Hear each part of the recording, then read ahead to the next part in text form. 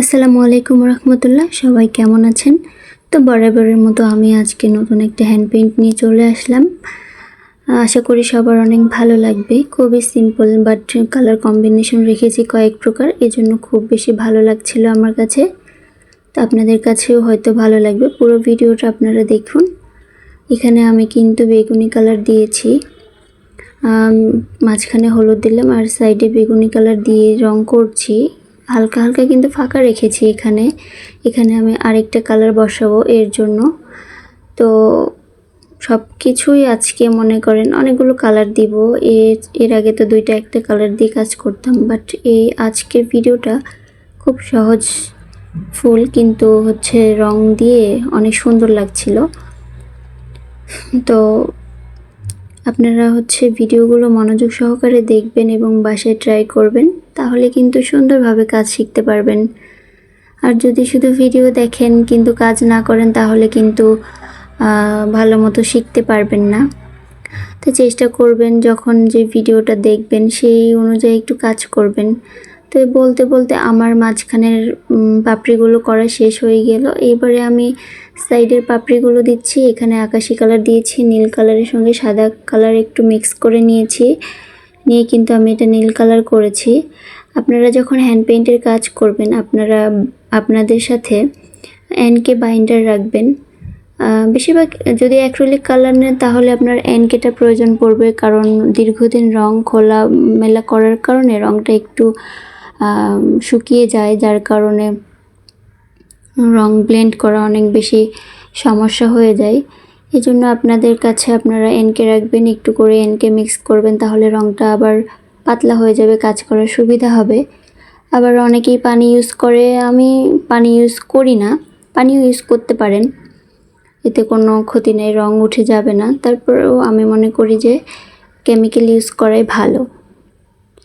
তো এই তো আমার হচ্ছে এইটাও শেষ হয়ে গেল। এরপর আমি শেষ পাতাগুলো দিয়ে নিচ্ছি। পাতাগুলো আমি হচ্ছে লালের সঙ্গে সাদা মিক্স করে এই কালারটা করেছি। খুব বেশি হালকাও করিনি, আবার খুব বেশি গাঢ়ও নেই। আশা করি আপনারা রংটা বুঝতে পারছেন।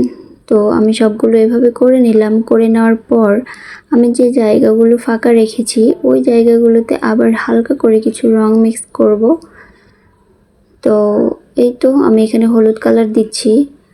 আর আপনারা যারা আমার ভিডিও দেখেন প্লিজ আমার ভিডিওগুলোতে একটু লাইক করবেন, কমেন্ট করবেন, তাহলে আমার কাজের প্রতি আগ্রহটা বেড়ে যায়। আপনারা কিন্তু সেটা করেন না।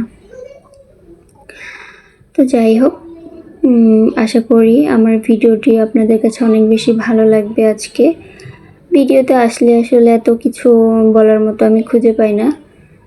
আপনাদের যদি হ্যান্ড পেইন্টের কোনো প্রশ্ন থাকে আমাকে কমেন্ট করতে পারেন।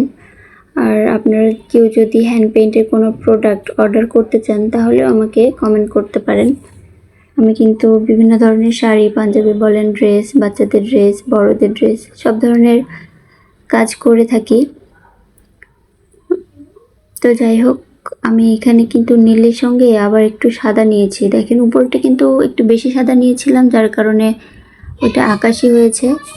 আর নীলটা এখানে আর একটু বেশি দিয়ে সাদাটা একটু কম দিয়েছি, যার কারণে একটু গাঢ় হয়েছে। আর মাঝখানে আমি আফসান কালার দিচ্ছি। আফসান কালারটা অনেকেই হয়তো চেনেন, অনেকেই চেনেন না। এটা হচ্ছে আপনার গ্লিটার টাইপের একটা রং বলা হয়, এটা যে টিকটিক করে আর কি। যাই হোক, আমি এরপরে ভিডিওতে আমি আফসান কালার নিয়ে কথা বলবো। যারা চিনেন তারা তো অবশ্যই চিনতে পারছেন, যারা নতুন তারা চিনবেন না।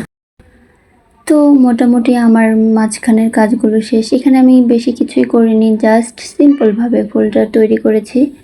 আশা করা যায় আপনারাও পারবেন, যারা আঁকতে পারেন না তারাও কিন্তু এটা আঁকতে পারবেন, খুবই সহজ।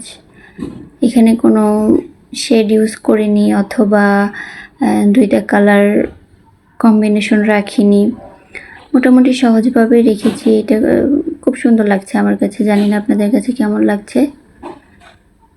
তো আমি আর কিছুক্ষণের মধ্যে আমার কাজটা শেষ হয়ে যাবে। আশা করি আপনাদের কাছে অনেক বেশি ভালো লেগেছে। তো ভালো লাগলে প্লিজ একটা কমেন্ট করবেন। আর আমার চ্যানেলটায় যদি নতুন হয়ে থাকেন তাহলে সাবস্ক্রাইব করে দিবেন, অনেক বেশি ভালো লাগবে। তো এই তো আমি একটু করে সাদা কালার দিয়েছি, একটু ভালো লাগার জন্য আর কি দিলাম।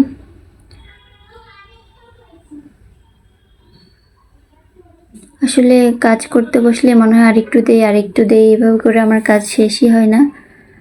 আমার অনেক বেশি ভালো লাগে আঁকতে। তো ফাইনালি আমার ফ্লাওয়ারটা শেষ। তো সবাই ভালো থাকবেন। আল্লাহ হাফেজ।